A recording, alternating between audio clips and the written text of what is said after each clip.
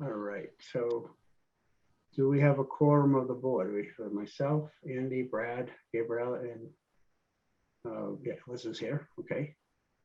So share screen. And I'm gonna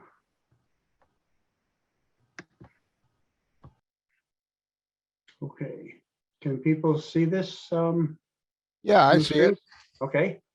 So tonight we're going to start the hearing, which is a variance hearing. Just want to do a caveat.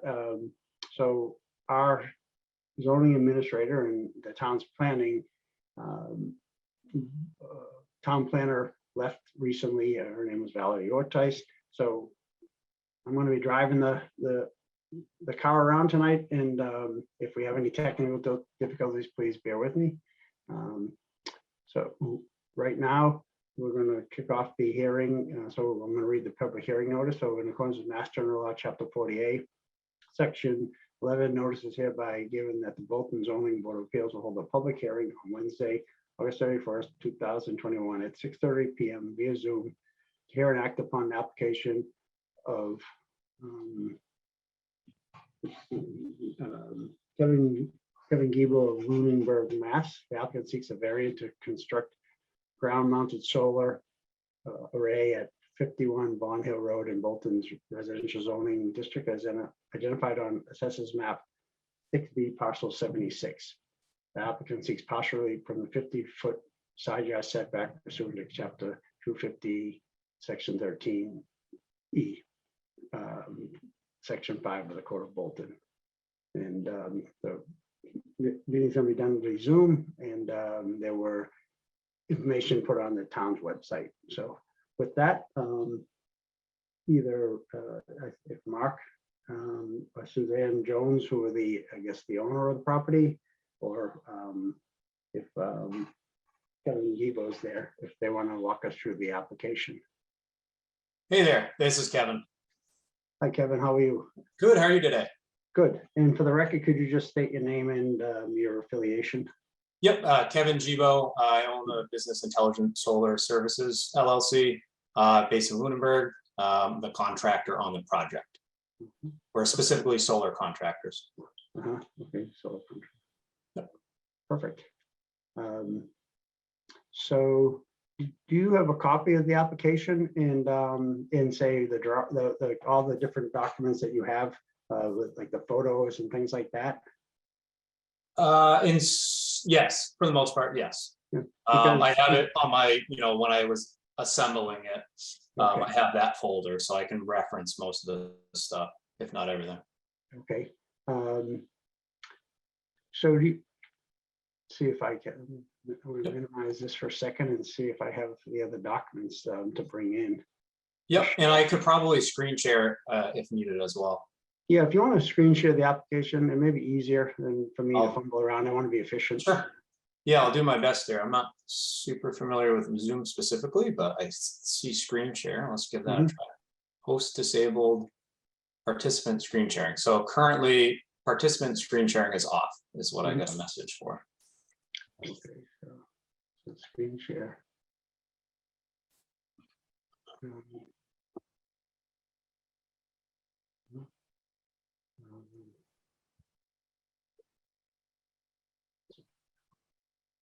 Oh, it's open.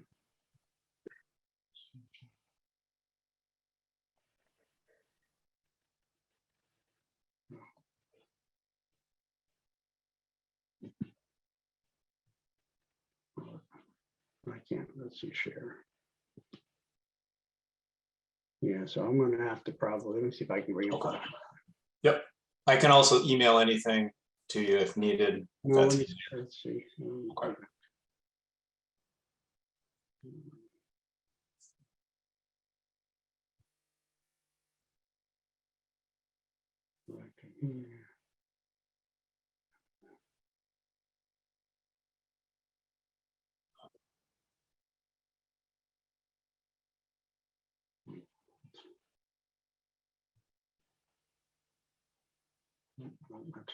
I think it's a third down. Oh, right there, yeah. Oh, great. This will work. Okay. So people see that? I Yep. see it. Okay, perfect. So why don't you walk us through, what you're doing, the size of the lot, where it's going to be situated and whatnot. And if we need other documents, I'll pull them up as necessary. Yeah, I certainly can. Yeah, and there should be a site plan too that might be helpful to reference just to get an idea of actual physical location. But to give you some background on the project, I've been working with Mark since the early part of the summer, Okay. trying to identify the most optimal and practical cost practical Mhm. location to install additional solar on his property. They're trying to reduce their carbon footprint as much as possible. It's a relatively large house, and they use quite a bit of electricity. They're trying to electrify as much as possible to reduce their carbon footprint. And they're up at the top of a hill, at the very top, at the end of Bond Hill Road. Well, excuse me, at the end of a shared driveway on Bond Hill Road, and they're literally right at the top of the hill. And most of surrounding the house is ledge. We looked at quite a few locations on property, including potentially trying to pin a custom fabricated solar array racking system to the ledge. After discussing with an engineer and a few others, that it wasn't going to be very cost effective. It was going to cost so much that it wasn't really feasible to do. Okay. There's a racking company that I use, and when I say racking, it's the structure that holds the solar panels when you're doing a ground mounted installation, including the foundations. That there's this company called Solar Foundations USA. They actually create their own racking. They have their own racking system and they install it. And what's great about their racking system is they're able to drill through ledge and actually install their foundations in ledge. And their foundations are actually a ground screw. So if you think of a screw, but magnify that or blow it up to be about 4 feet long, that's what they use for their foundation. So they're not actually pouring concrete, and it's a means of very robustly being able to install in all types of conditions, including ledge. So we have conditions that we need to meet to actually be able to install this type of system, because we have to get equipment to the site. And we went back and forth with that company, his engineer specifically, or their engineer, and the only practical place to put it happens to be within 5 feet of the property line. If we were to have the edge of the array, the solar array, the back edge corner next to the property line, it happens to be approximately 5 feet from the property line. And if I'd be happy to point out on the site plan, if you're able to pull that up, kind of roughly where we're thinking of it going. But it borders, that property line is actually a piece of property that the Joneses own as well. And then on the other side of that, it's kind of, I don't know what you call it specifically, but it's part of that hammerhead of their other property that they own. Maybe it's 35 feet wide, something like that. And on the other side of that is conservation land. So from nobody will ever see it from either their property or their house. None of the abutters should see it from their house or the street, because it's up on the hill. We're not clearing any of the really surrounding trees. We're clearing some small growth in front of it, trees that look like they're less than 8 years old, somewhere in that range, kind of small trees, just to get some better exposure. But we're not really cutting any of the surrounding coverage. So from a visual perspective, I mean, it shouldn't harm any sort of visual. I understand we're going to be within that 50-foot setback requirement that is required for the backland lots. I worked with Valerie. It sounds like she's no longer there. Right. She just left last week to take a new position, which is great for her, but These guys scrambling a little bit. Yeah, sorry about that. But she was great to work with as far as like putting the application together, and she made it sound like, you know, we had a good case to be able to do this installation, obviously with your approval and, you know, going through the proper channels. But, you know, I guess part of that application, as I wrote in the, you know, if we were to actually read through the application, which is kind of lengthy, but the general message there is, you know, it's kind of a hardship, so to speak, where because there's so much ledge on property, and it's not just ledge, but it's the steepness of the grade that really affects it. We can't go above 10-degree slope with that equipment. We really only have one spot we can put it, unless it was, you know, in their backyard. But that would completely, I mean, it's in their backyard, but, you know, we can't put it in their lawn because that would be, you know, next to the house. That's just not practical. Right. I read somewhere that if you put it too close to where to meet an offset, then it's shaded by the house, and it doesn't. Of course, you have it shaded. It doesn't have the benefit of the solar. And then the other thing about this particular location is there's actual soil that we can dig through to put a trench in. We may not get to the 18 inches required by code, but in those cases, there are ways of protecting the pipe. We'll work with the electrical inspector to ensure everything's to code, but at least we're not trying to have to surface mount this on top of some surface ledge, because there is a lot of ledge on site that is surface right to the surface.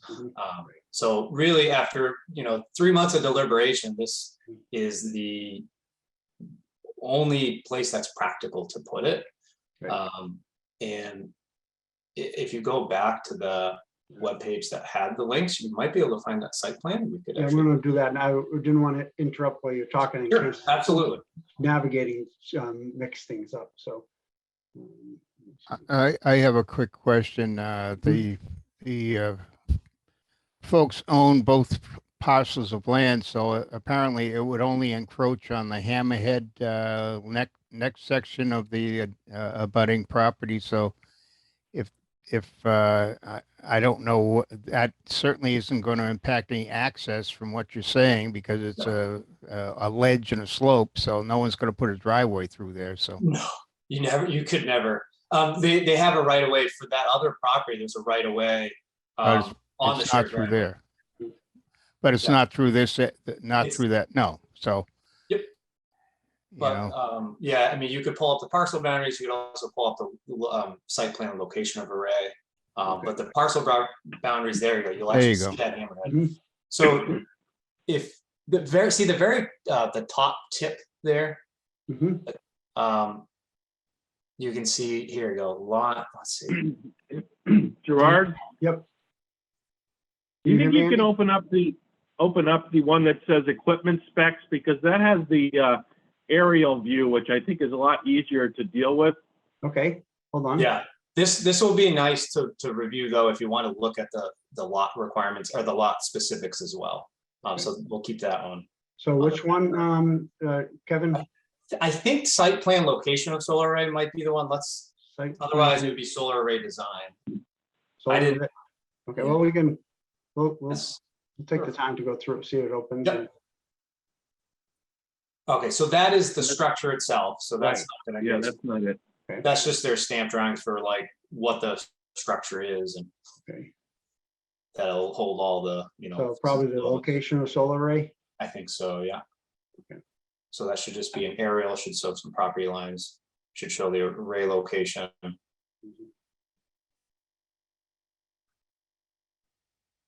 Go back again. Try that again. Hold on. It may just take some time still a little bit to load these.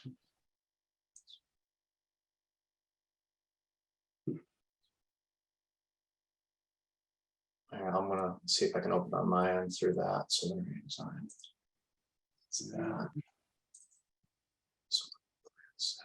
Let's try that.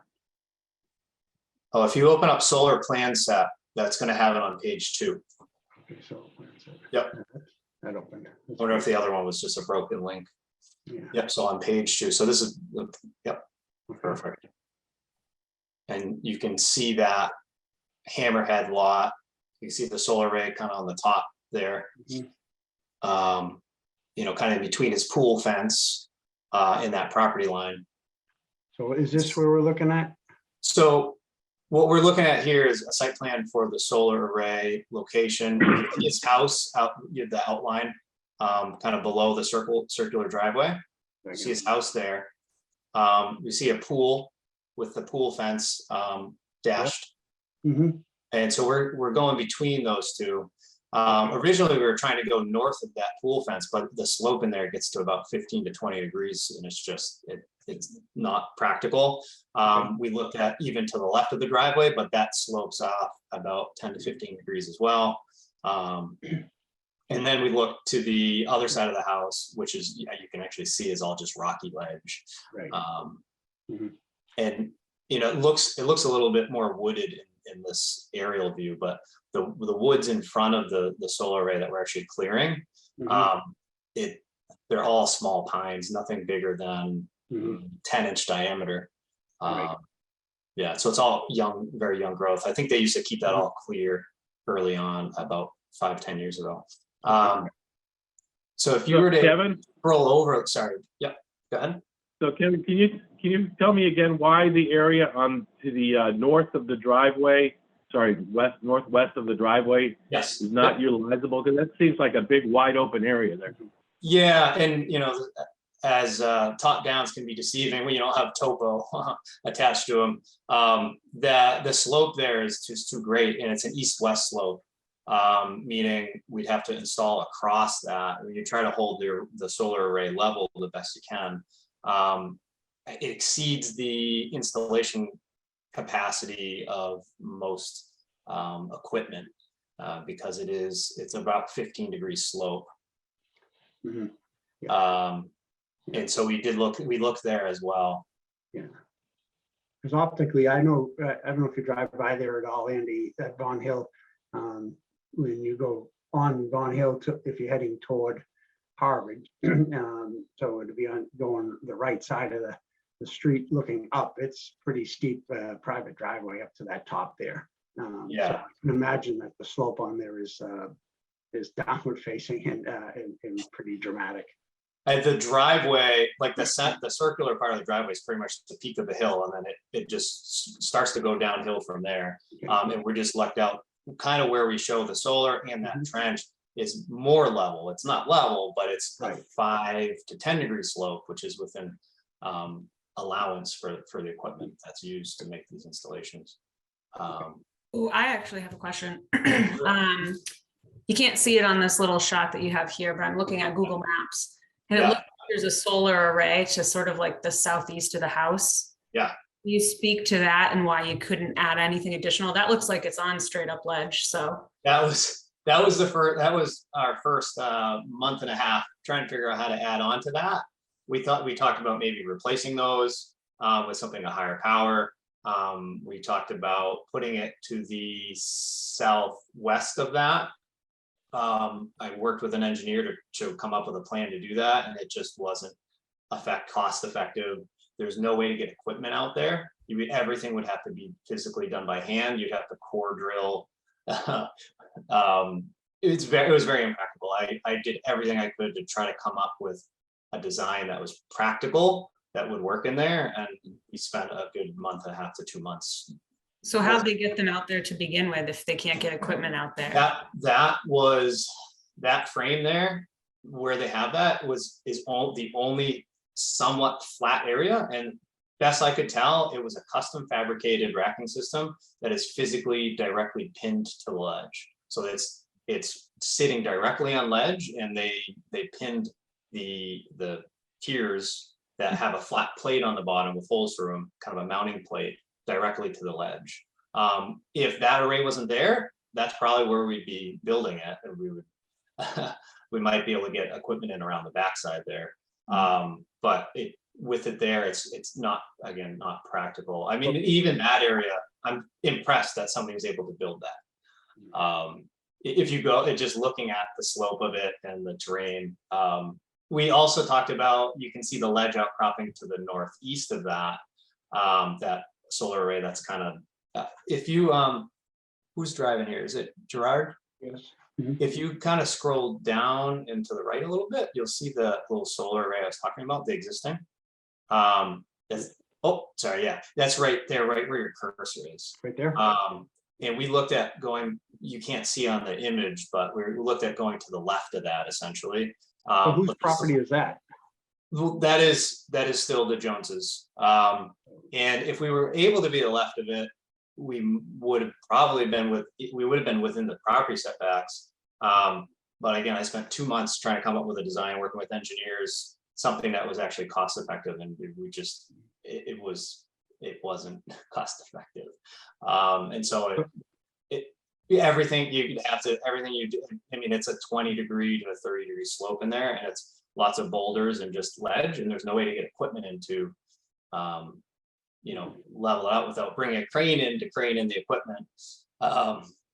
So our next best option, again, we tried very hard to go away from the property line into the north of the pool, north of the pool fence. But again, with that grade in there, I worked very closely with the company I was referring to, and the grade is just too great.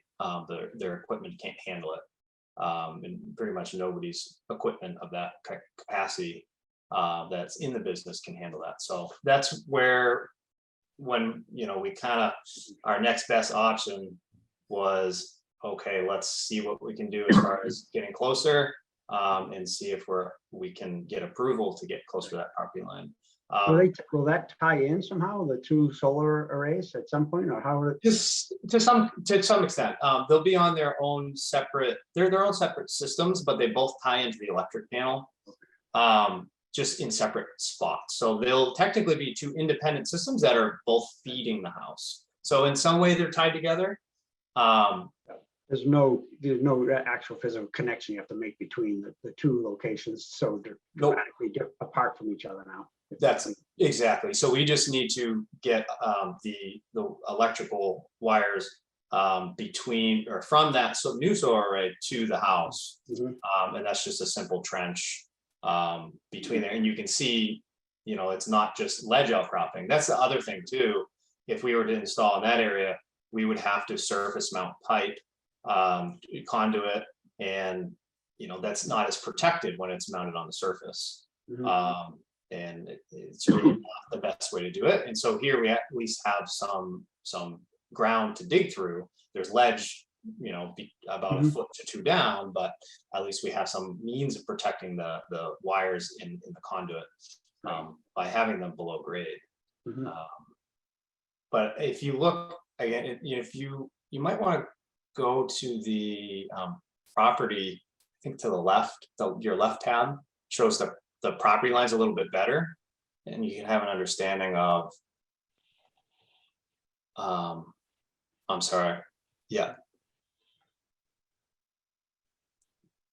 Oh, sorry, not within this document, but if you go up to your tabs or townbolton.com, I think maybe the one to a couple to the right, it was. Try on this one. Yeah, here we go. Just to give a better understanding of the property lines, how they are now. Are you able to scroll over to the right a little bit and maybe zoom out just a little bit?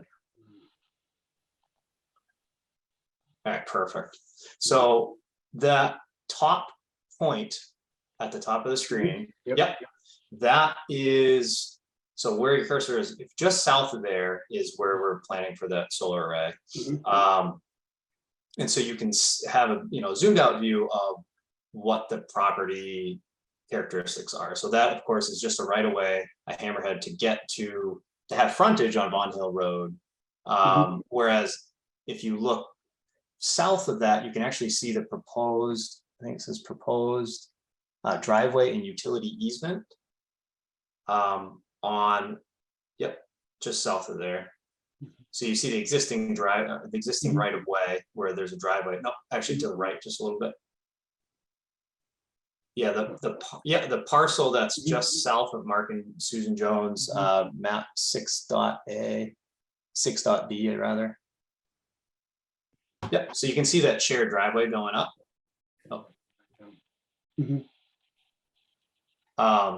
And so that's how they access their property. And so there's a easement on across this other property to go from that shared driveway to the lot 12-A, which is the property line, the property that we're actually will be encroaching upon their property line with the solar. And it's again all ledge in there. There's no way they would ever be able to build a driveway practically. No practical way to build a driveway, or no need also to build a driveway in that. And then of course to the side of that you have conservation land. And I mean it's just all trails and woods back there. I think there's a pond back there, kind of further away.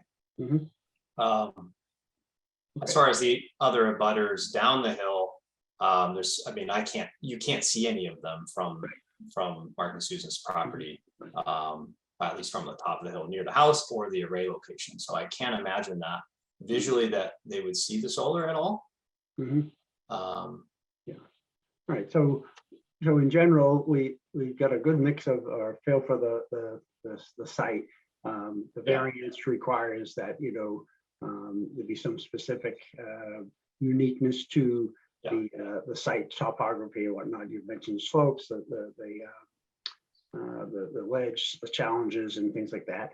The hardship, you've identified, you know, cost to either try to locate it or the inability, if you move it closer to the house, then it's not practical to be the solar because of the shading. The detriment to the public good, you're saying it's the impact is really on the abutter, which is the parcel owned by the applicant as well. So it's real, you know, and the detriment to the town, the derogation of the bylaws. Again, you know, in your application, you sort of speak to, you know, to put in this renewable resource, the you know, the fact that it's not detrimental to the neighborhood. It'll be, you know, somewhat invisible to the any other quote of others that you don't believe it derogates significantly from the bylaw. So those aspects of the variance request seem to be met, but you know, that's open for discussion as well by the other board members. So does anyone have any other questions, or do you want to see? Yeah, I have a comment, which Okay. is when I was on the planning board, we had to deal with some of these odd shaped lots, which kind of sprung out of the imagination of the civil engineering group to put them together. They would work, you know, all sorts of ways of getting the maximum coverage out of the development they could. And we ended up with these screwy lots with these necks running all over the place. So later on, the bylaws were changed to have a minimum envelope that was of certain dimensions on hammerhead lots. So this is kind of one of the early lots. So, you know, where they're not impacting anyone else, that's they own both parcels. I really don't have a big objection or problem with it. Okay. I believe the property owner is also on here. I was just wondering whether there are any abutter letters or correspondence that they're offering to us. Yeah, hi, this is Mark Jones. Thank you, all. There was a letter from a butter that I'm trying to see if I can pull it up, but from Dave Philbin, who is, I think he's almost shown on this. He's at the south end most of this plot view there. It's 45. I'm having trouble reading the text there. It's so small, but yeah, I believe it's that one right at the bottom there. So And yes, so let me, I can. Is that below you basically a little bit? Because I'm familiar where the Philbin's house is from driving up that street. Yes, so he's on the same common drive. right.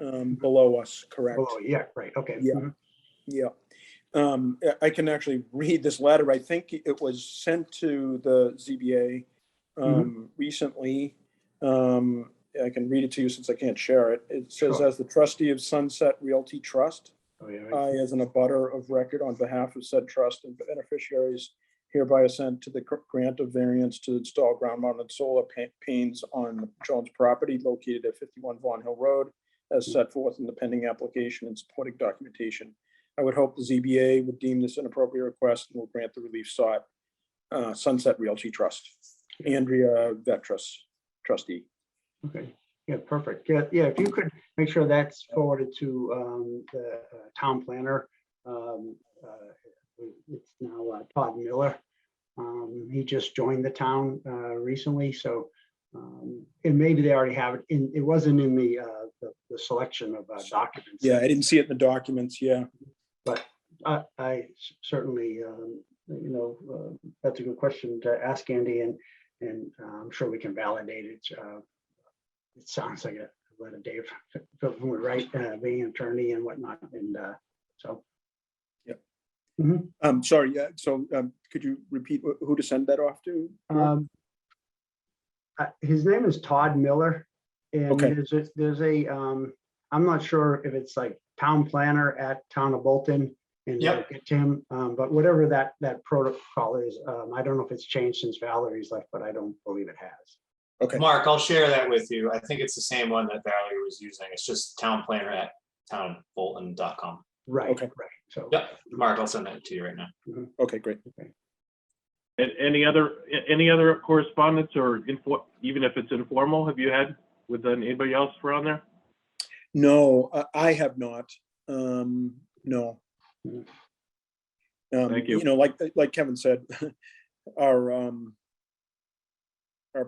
a very large portion of our property is not really visible by any of our butters at all. Right. And the part that it's abutting is another parcel you own, it looks like. Correct. Correct. So.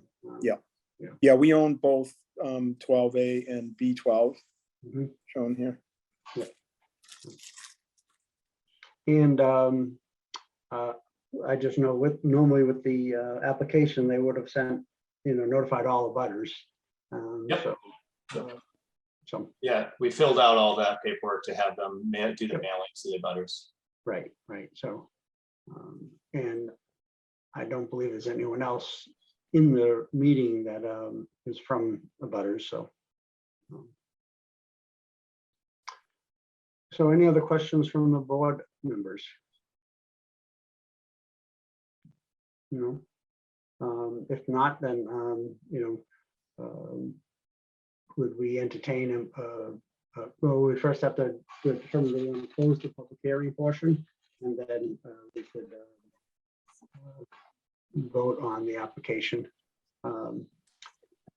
I will make a motion to. Before close you the do that, public Brad, I just hearing. want to, normally, just for, again, we've had in the past where when we've had Valerie as our administrator, she would work on a decision that we'd get a draft and we review it and then vote on the decision. But I think we should probably, because we're not sure how Todd's going to run that process, we should probably, at this time, we'll say, maybe entertain closing the public hearing, do a motion, then to determine whether we want to approve the variance request with any conditions or in substantial conformity to what's been provided. And then we'll have to have a follow-up with Todd on how he drafts the decision and how we then review the decision and actually sign it, so. But I think we'll go with the regular process we sort of had before, because I don't know when we'd have a decision drafted and things like that to have a next meeting, so. Does that work for the board? Sorry, can I also just mention, I don't think we did roll call today during this meeting. Yeah, right, because Zoom. So we did ask for we did talk about whether there was the board we had the quorum, but we'll do a formal roll call as well. Yeah. Okay. Okay, I will make a motion that we close the public hearing at this point. Okay. So a roll call on the motion to close public hearing. So I Brad think Reed, we need a second, don't we? I we said, did have second. Liz Hudson. I seconded. If I'm too quiet, just yell. I can talk louder. Right.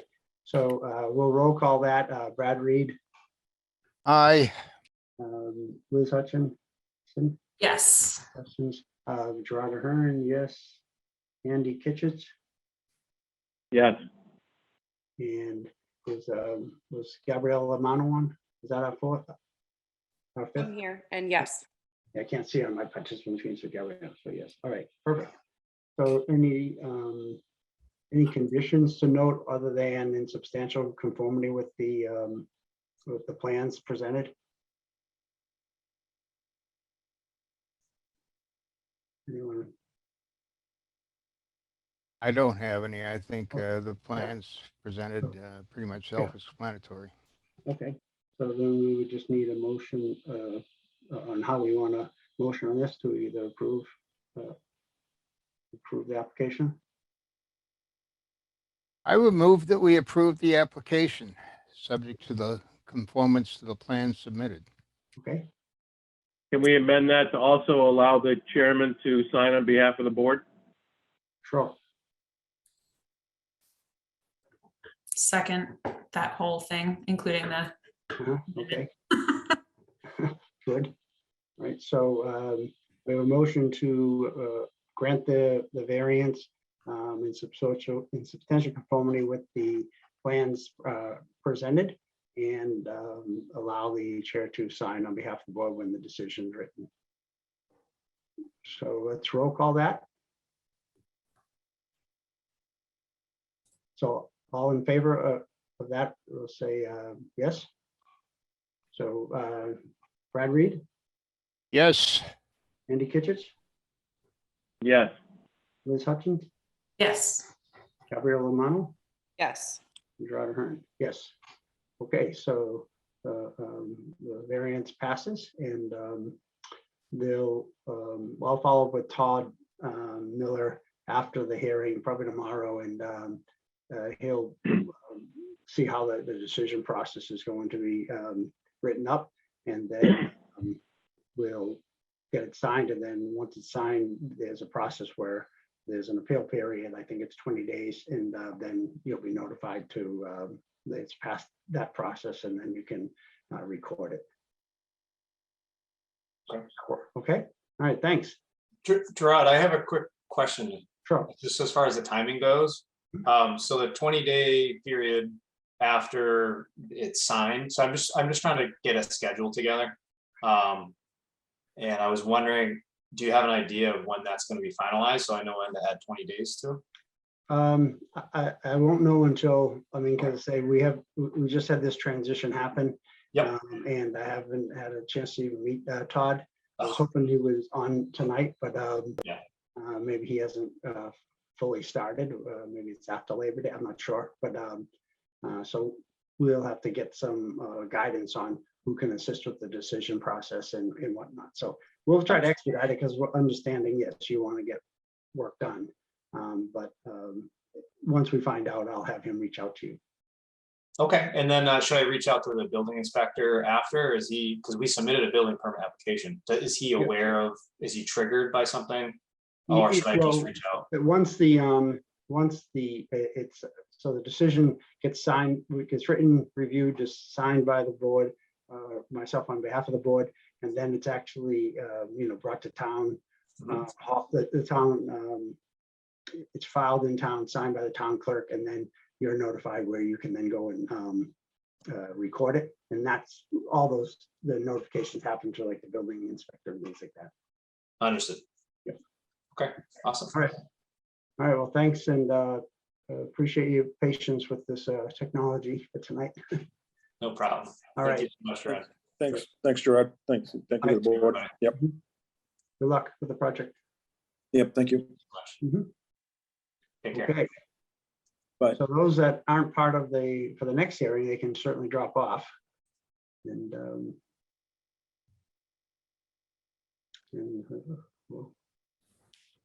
we'll have the next hearing start. So we have Jim here, and Brittany Bethune, Robert Tattersall. Is Joe Pesnola online? I can't see it. Let me see. doesn't look like it. Yeah, he was going to call in, but see. If he doesn't, we have a document. So this next part of the hearing is actually, considered business. It's the deliberation part of the Mallard Lane comprehensive permit. So since our last hearing, and before Valerie left, she was able to ensure town council and the representative from town council, it was Brian Falk. He did review the draft document. He made some additions, some edits, not what I would call substantive in that it, put additional requirements or whatever, but he just sort of went through the,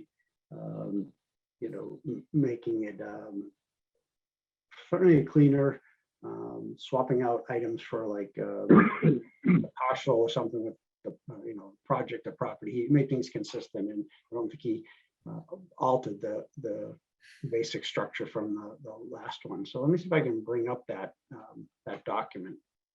Let me go back to let's see. Share files.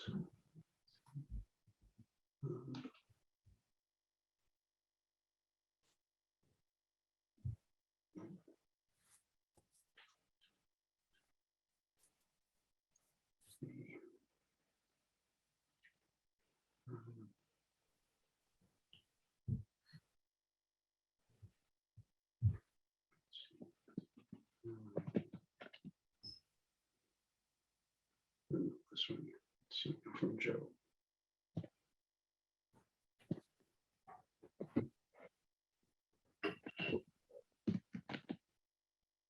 Joseph.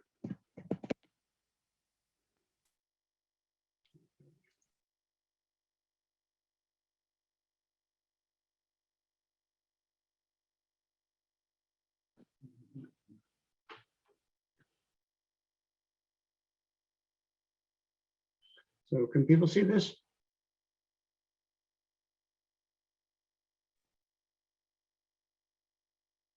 It looks like people are Just muted. see your email. What's that? All I can see is your email screen. Can you see the actual document? No. Town of Bolton Appeals? No, it's on my screen. Let's see. Let's see if it's on here. No, hold on.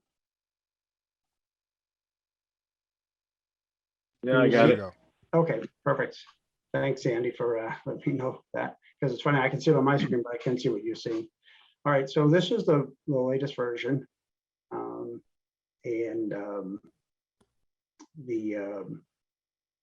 We can scroll through it.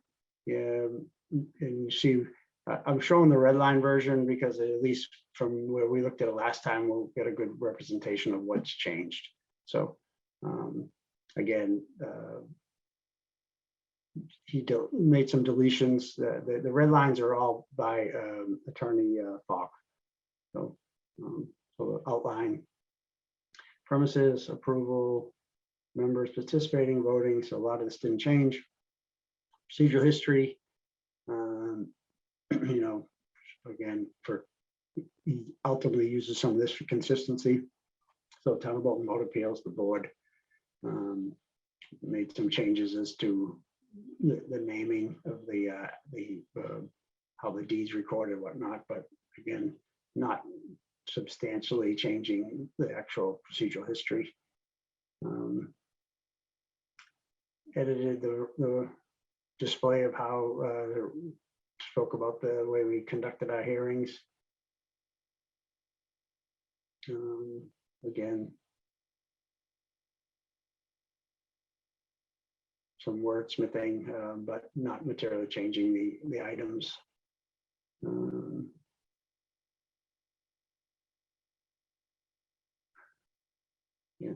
no changes to 1415, the findings. Again, so instead of wherever it said development in the document, he pretty much changed it to project. Talked about this decision versus described herein, so property versus site. Again, more for cleaning up the document a little bit and for consistencies. Again, development project.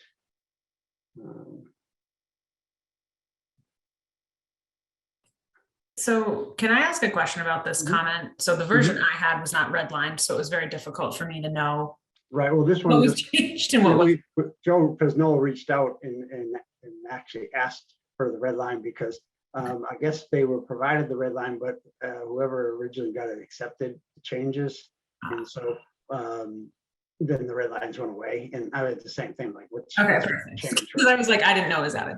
But my question about this Mhm. is it talks about potentially that the subsidizing agency may require the development to include more 3-bedroom units, which the units are only meant to be 2 bedrooms, but everything in the development, like all the infrastructure is based off having 2-bedroom units.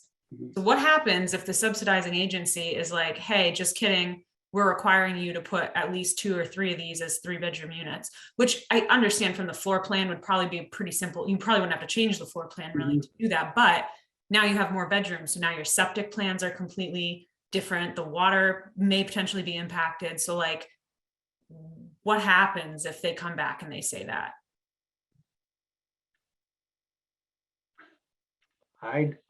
Jim, do you have, is Jim Moore in there?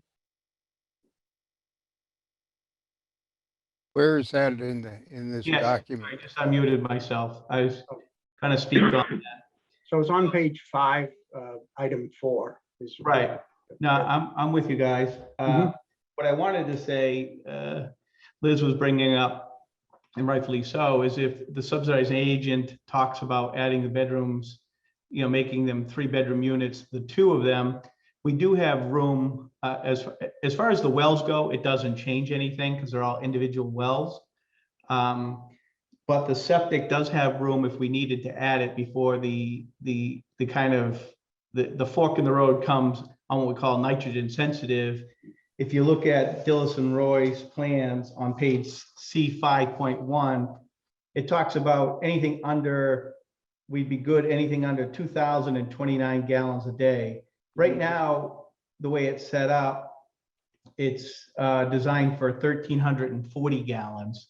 So it definitely has plenty of room to add 110 gallons per bedroom for 2 additional bedrooms. So that'd be 220 gallons. So we have the room on the septic.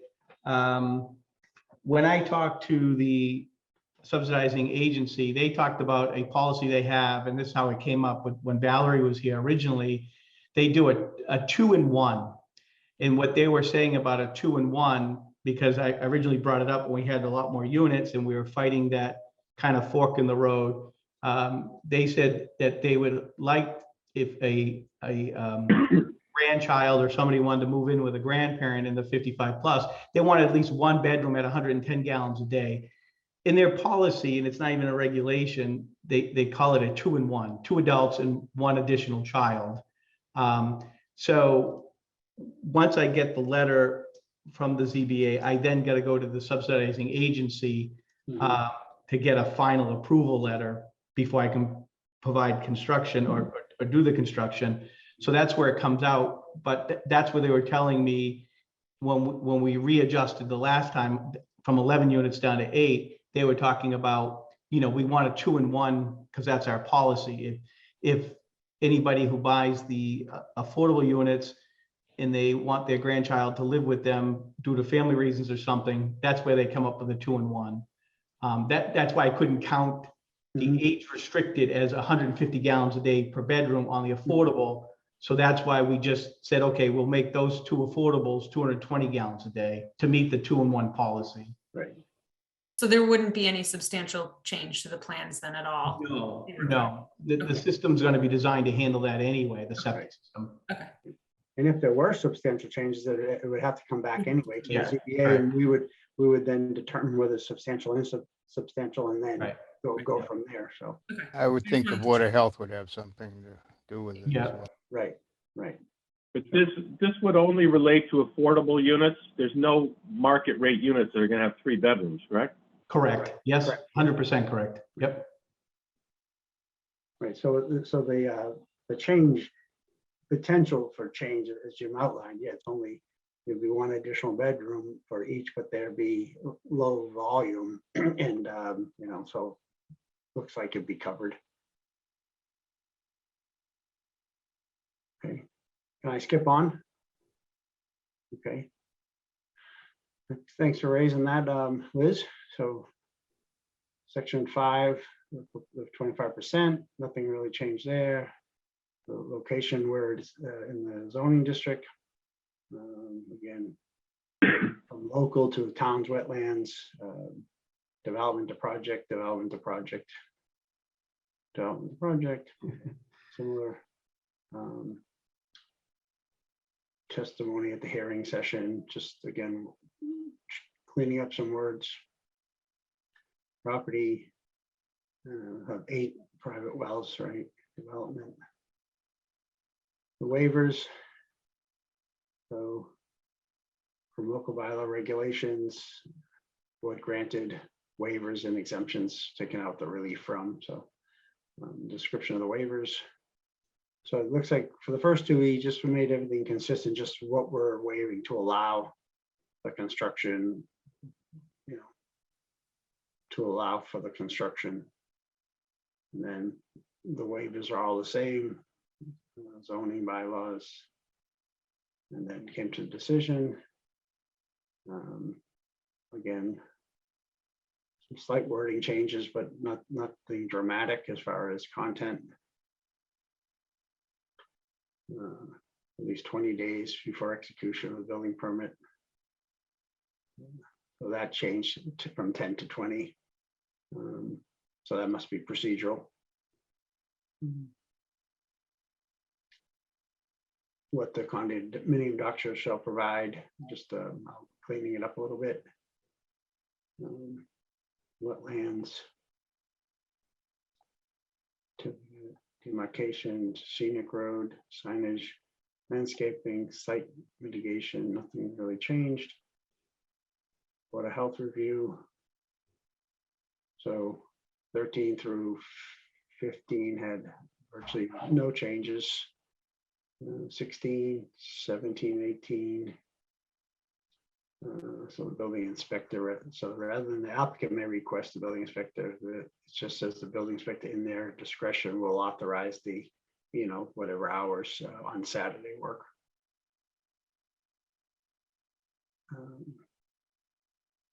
The overnight construction oversight, not overnight oversight, pre-construction meetings, similar. 21 again looks substantially the same as before. DE substantial. Hey, Gerard? Yep. In some of our minutes, we talked about the building inspector having discretion to go 7 a.m. to noon on Saturday, but then this final document says 8 a.m. Does anybody know how that came about? So that's up here. Well, it does. Let's see. I just noticed reading through our minutes that at one point we talked about 7 a.m. to 12 at the building inspector's discretion. Yeah. Well, the 7 I a.m. mean, to it's 5 certainly fine with 8 o'clock. I was just wondering how it changed.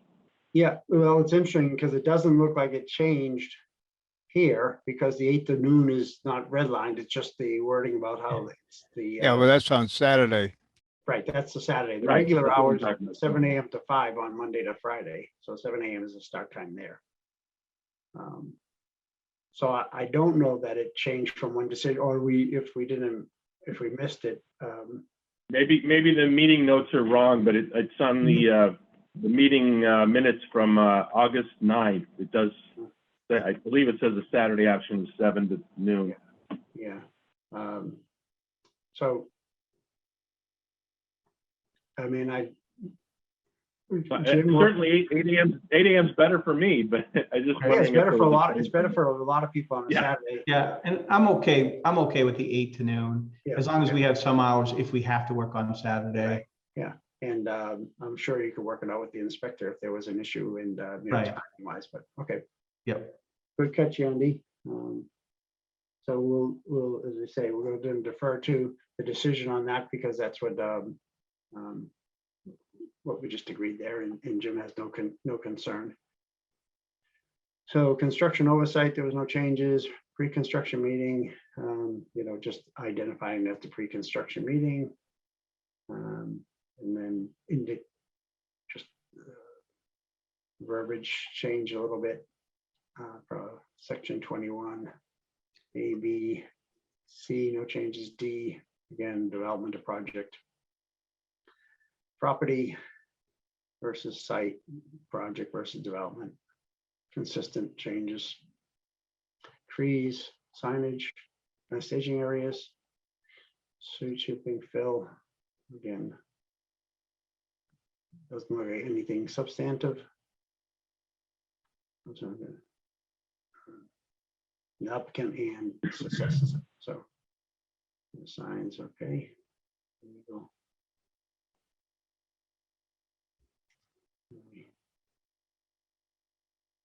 Nothing changed on 34, 35, basically. Recording a decision. Subsidized agency lapse. It's a permit for the decision. Shall be valid. The voting members, this is pretty pro forma. And then filing the clerk, certificate of no appeal. And then we get into the record documents. On these, I don't think there were any changes. If I recall looking through it, it is what it is, identifying all the record of the hearing and what's been submitted. And that gets us to the end of the decision. So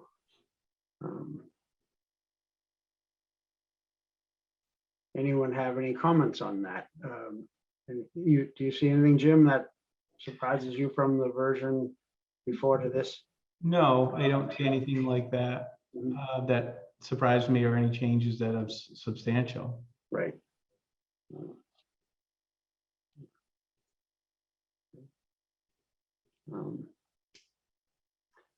So this document's been reviewed by Joe Pesnola, who is working on our behalf as a reviewer and consultation, and he had no concern with the town council's review. It's been reviewed by the board, it's been reviewed by the applicant. So I don't see that we'll have any more changes to this document other than that as it is, and then I guess they'll formally accept the changes. And that'll probably be done by Todd Phillip. But I'll confirm that though, on how that's going to be done, and then. But I think we can entertain a decision if we have no further discussion on this decision, a motion to approve the comprehensive permit as outlined tonight in this version, and then with the changes noted by town council, and then we can go through the process of getting it finalized. I would make a motion that we approve the document as modified, and And allow the board, the chair to sign. allow the, yes, I would recommend we approve the document as modified and allow the chairman to sign the finished document. Okay, Second, Andy, thank you. Okay, so we'll have a roll call on that. So all in favor, say aye, and then we'll do a roll call. Don't we have to do individually? Yeah, I'll do a roll. So does anyone have an objection? Okay, we'll just do a roll call. All right, so all in favor, Brad Reed, Aye. Andy Kitchens, yes. Gerard Ahern, yes. Liz Hutchins Yes. and Gabrielle Romano. Yes. Yes, okay, so the decision to the variance is then passed. So we'll work on getting that finalized, Jim, and Okay. We'll get that at similar, if you're listening on the last call. Yep. We have this overlap right now with Valerie just leaving and Todd Miller coming in, so I haven't had a chance to dialogue with him on how he'll interact to finalize these decisions, or someone else is going to help. So we'll get that going though, and Yeah. you'll be notified when it's been signed. So Okay. in logged in by the town clerk, so that then they'll kick off the appeal period and whatnot. Okay, all right, thank you, everybody, and I did hear his message, or the message of the planning department, that he starts on the 7th, I think, Oh, okay, 7. So, but after the holiday, I guess. right, that's what Monday.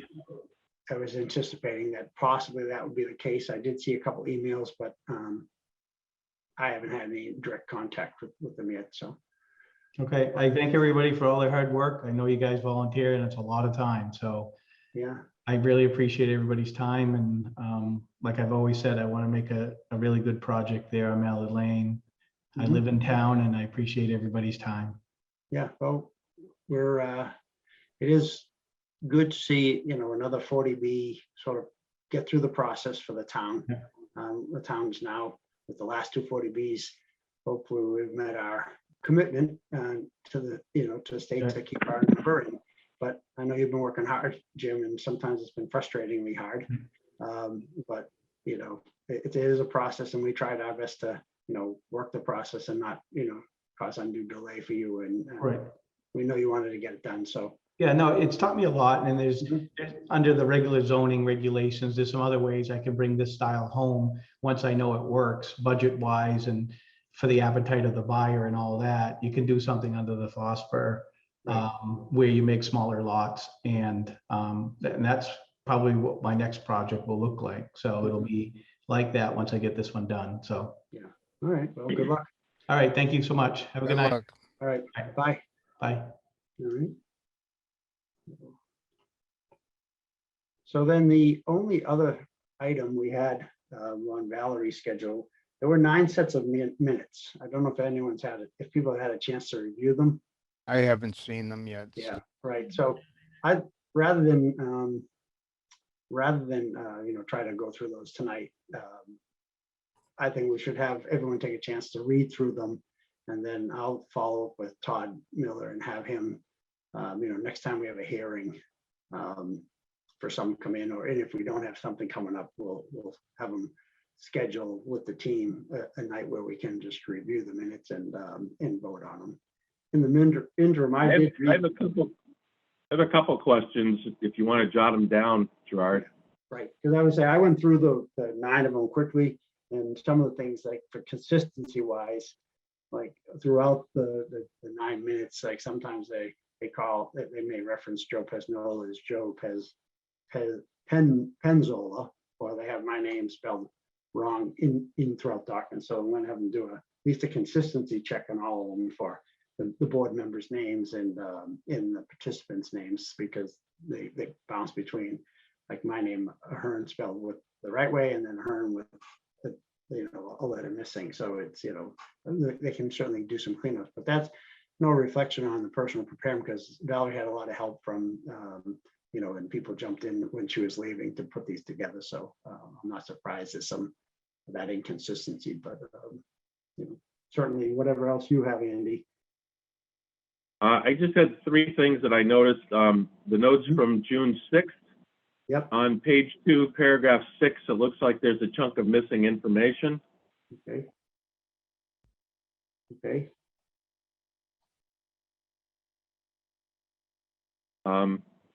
Should I go on? Yeah. June 14th, there's a motion to continue with 6 people, but the vote is 5-0. So I'm not sure whether it's counting someone who shouldn't be counted, or the 6-5-0 should be changed to 6-0. Not sure about that one. I don't know whether was Liz involved in that one or not. Which hearing was it? What was it for? What project? I can't remember. I just wrote down the date. It was Right. 6/14. Yeah. Again, it was just at the end. The motion to continue had 6 yes votes, but the vote was 5-0. So, Mhm. and then the only other thing I had was August 9th meeting minutes. That's where I brought up, there was the the mention of a 7 a.m. to 12 noon construction on Saturdays that we just talked about.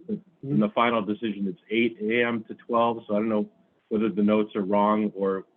Well, we could Let's always just revise. modify those to say they were clarified in the decision to be 8 to noon, right? That's all I saw though.